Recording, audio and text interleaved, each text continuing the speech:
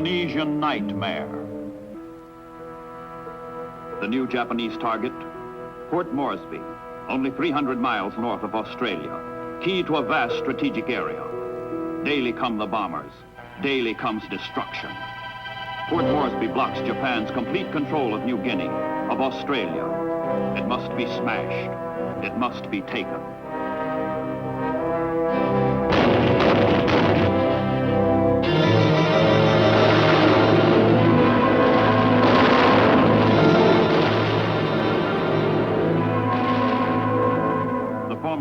Stanley mountain range stands between the Japanese base of Buna in northern New Guinea and Port Moresby in the south. Miles of jagged hills and gloomy gorges, steep escarpments and trackless jungle, a frightful natural barrier. But in July 1942, the Japanese began to move over the mountains. In their earlier amphibious attempt to take Port Moresby, they were turned back by the United States Navy at the Battle of the Coral Sea. Now the Japanese are forced into an overland trek of 1,000 man-killing miles to reach their target.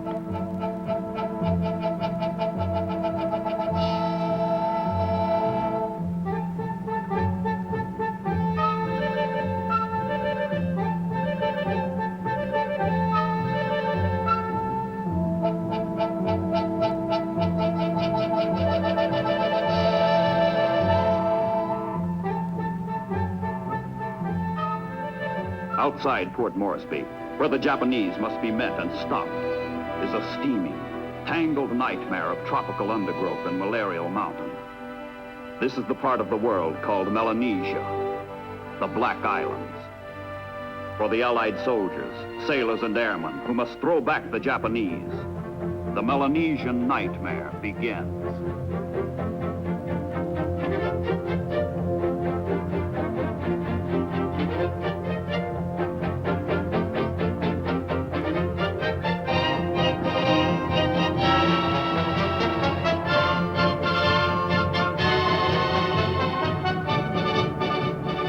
Papuan guides thread the troops through the jungle labyrinth. Australian infantry has stopped the Japanese a scant 30 miles from Port Moresby.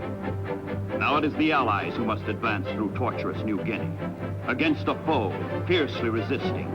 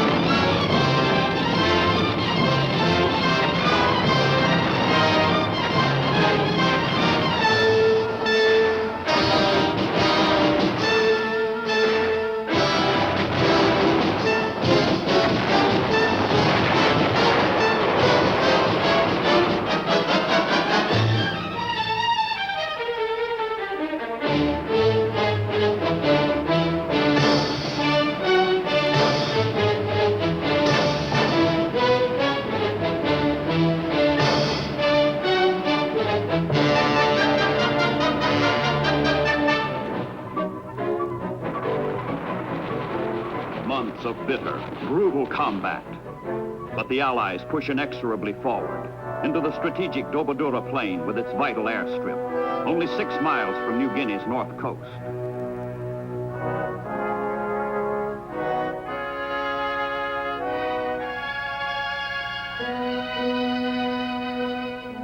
The Japanese retreat becomes a rout. Enemy garrisons give up Buna, Gona, Sanananda, North Coast bases that will serve as stepping stones for future Allied advance. For both sides, the campaign has been a horror of death, wounds, disease.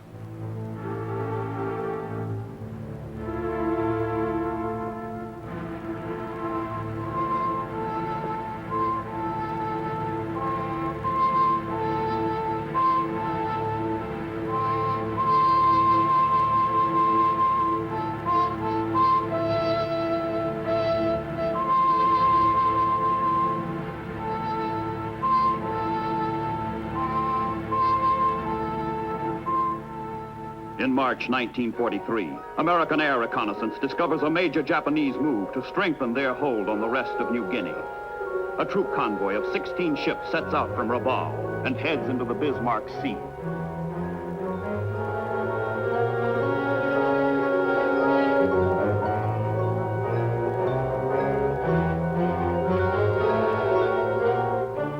Dispatches come indicating 8 enemy troop transports and 8 destroyers on the way. Allied airmen make ready to nullify the Japanese threat with every available plane, bomb, bullet.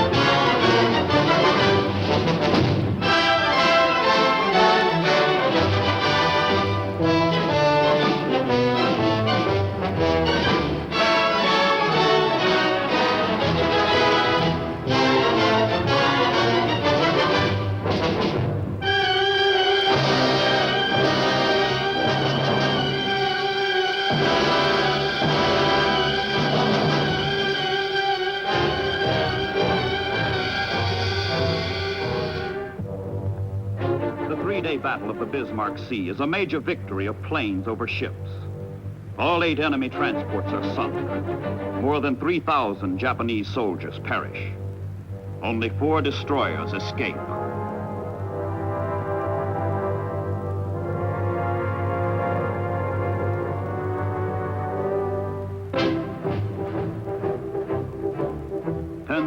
Miles from the Bismarck Sea. Throughout the United States, shipyards are building a new amphibious navy and strange new ships called LSTs, landing ship tanks. These will change the pattern of war. The Second World War has evolved into the first great amphibious conflict in history, and landing craft take priority over destroyers, carriers, and everything else. Down the rivers of the United States, into the oceans of the world, plod the LSTs.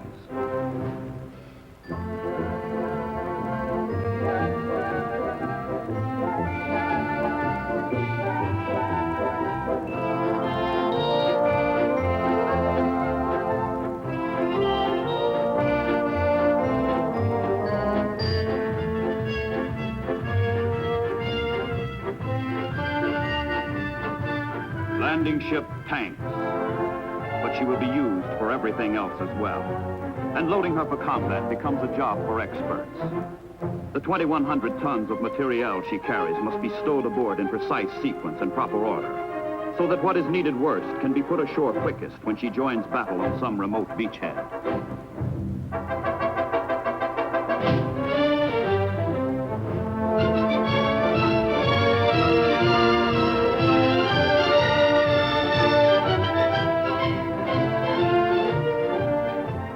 Australia.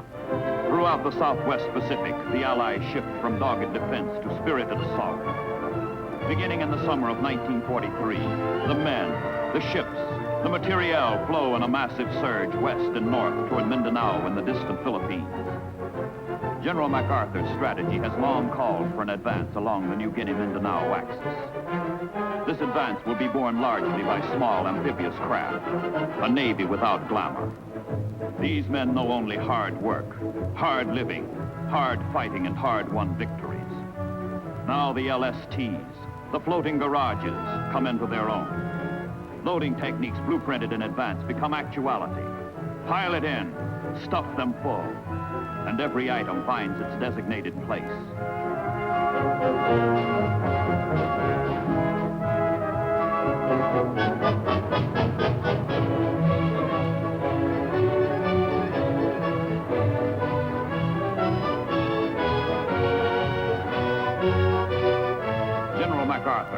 Supreme Commander, Southwest Pacific Area, accompanies the assault troops with Rear Admiral Barbie, commander of the 7th Amphibious Force. I shall return, MacArthur has said, referring to the Philippines. But fulfillment has seemed remote. Now the return begins. From Sydney, from Brisbane, into the Coral Sea, into the Bismarck Sea, along the northern New Guinea coast, move the Allied armies and navies.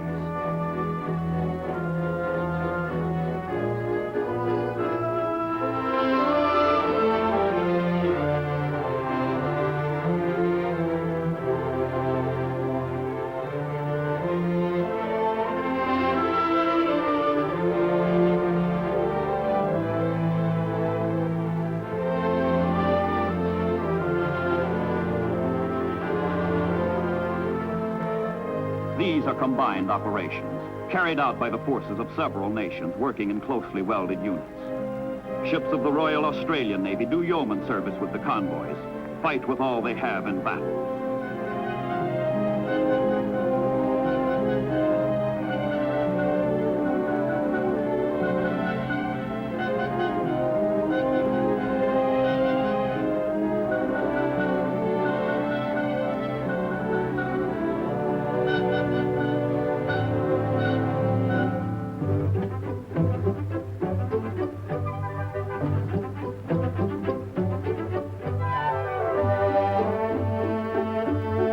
Nassau Bay, Salamaua, Lae, Finchhalfen, Saidor.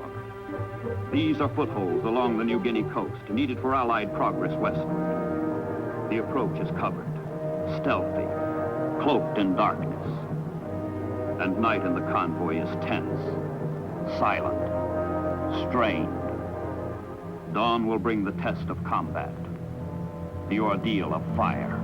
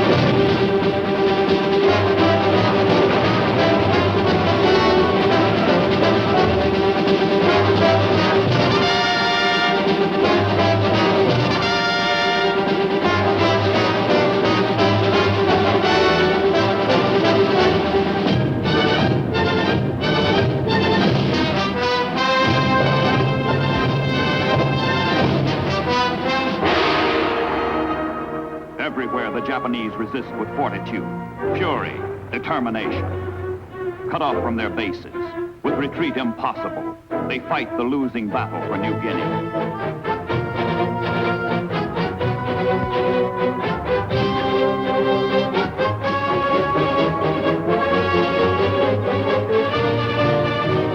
More rugged, more useful than even their designers dreamed, the LSTs nose into the shore and disgorge their torrent of supplies. The wealth and ingenuity that has made America great in peace combine to make her victorious in war.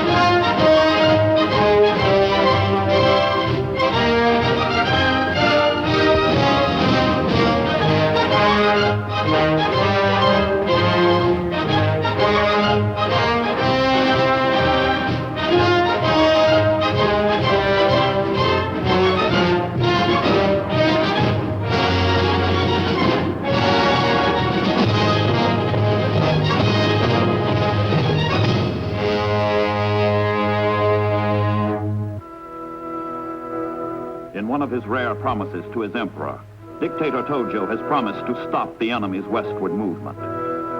The Imperial Japanese command, having lost the initiative, falls back on the tenacity of the foot soldier. All the strength that can be spared from other theaters is mustered to hold western New Guinea for the Empire.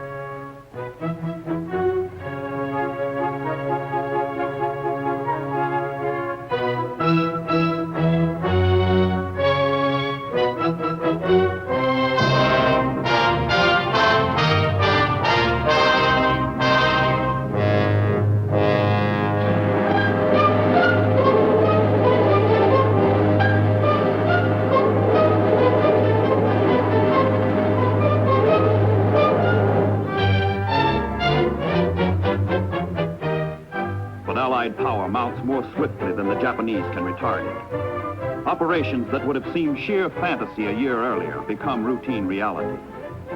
The inland village of Naza, which commands an escape route for the Japanese and boasts a usable airstrip, is the target. 300 planes from fields at Fort Moresby and Dobadura will lift 1,700 paratroopers, the Pacific's most spectacular airborne assault.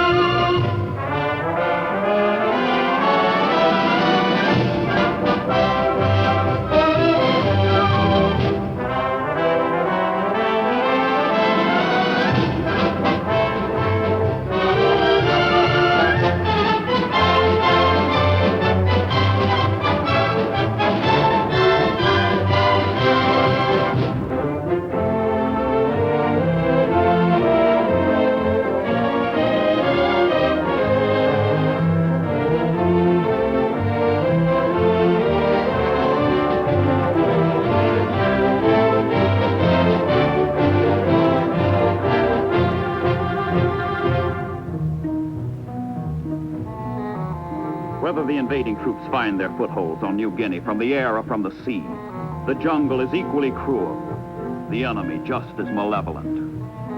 But the Allied infantry learns what the Marines have proved on Guadalcanal. Skill, courage, and superior equipment defeat the Japanese.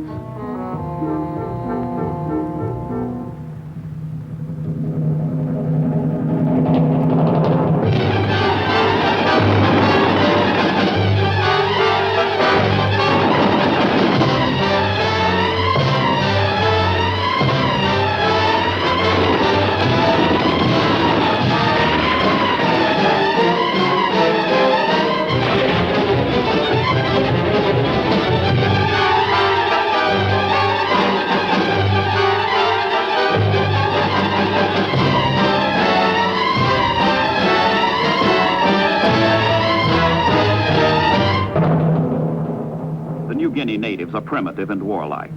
Headhunting and sorcery are part of their lives. But an enlightened colonial administration has won their loyalty.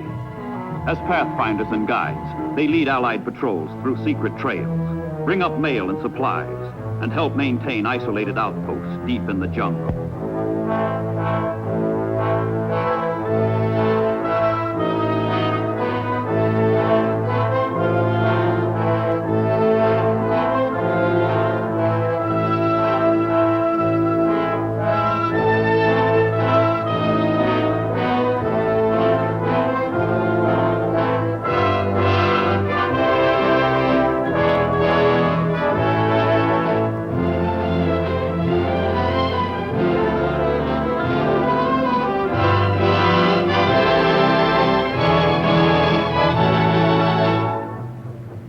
But it is sea power that makes possible the longest strides along the axis leading from New Guinea to Mindanao. With increasing mastery of the amphibious technique, landing follows landing on a smooth, uninterrupted schedule.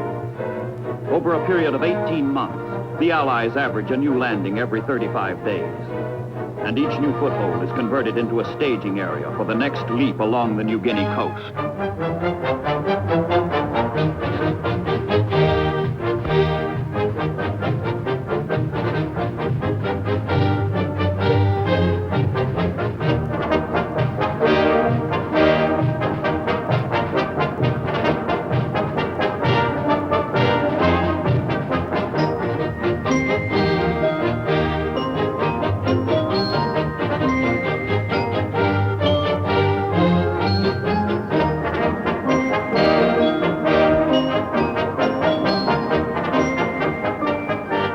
sluggish, 12-knot pace wins a new designation from the crews of the LSTs. Large, slow targets.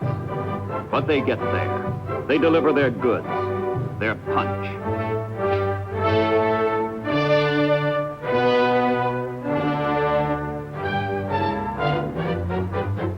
Admiral Nimitz, Commander-in-Chief of the United States Pacific Fleet, and General MacArthur work out the grand design for the westward advance. Nimitz supports MacArthur, making possible huge leapfrog jumps along New Guinea's coast. With Itape and Hollandia, the Allies will be 400 miles nearer to the goal, nearer to the Philippines.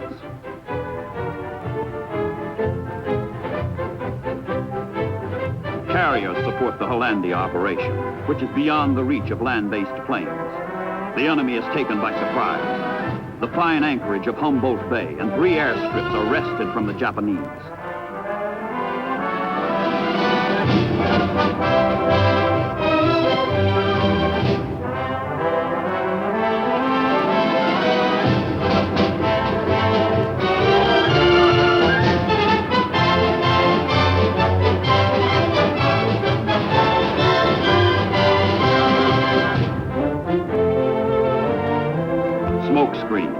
To cloak ever more landing troops. And the advance goes relentlessly on, north and west, Alloway, Wakta and Biak, Lumpur and Sansapor. Sansapor is on the uttermost western tip of New Guinea, and with it the entire coast is in Allied hands. But the advance does not stop. In September 1944, the Allies swarm ashore on the island of Morotai, on the threshold of the Philippines. More than 135,000 enemy troops have been bypassed, cut off without hope of rescue. In a little over 12 months, Allied forces in the Southwest Pacific stormed 1,300 miles closer to the heart of the Japanese Empire.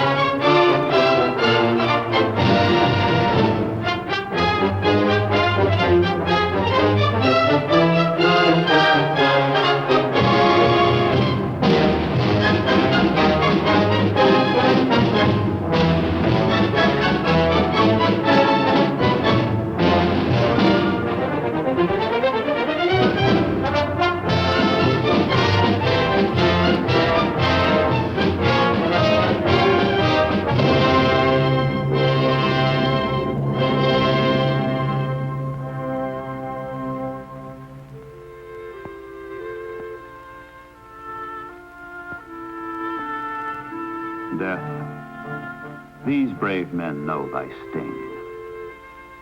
God grant they know their victory.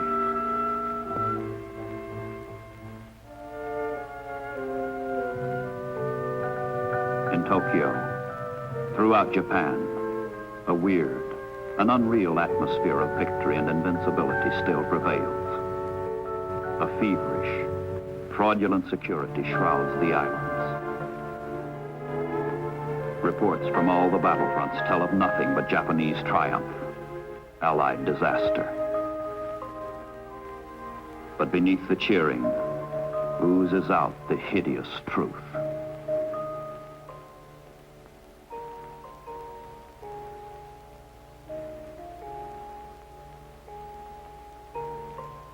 Back from the battlefronts come the white boxes with the ashes of the dead, the fallen.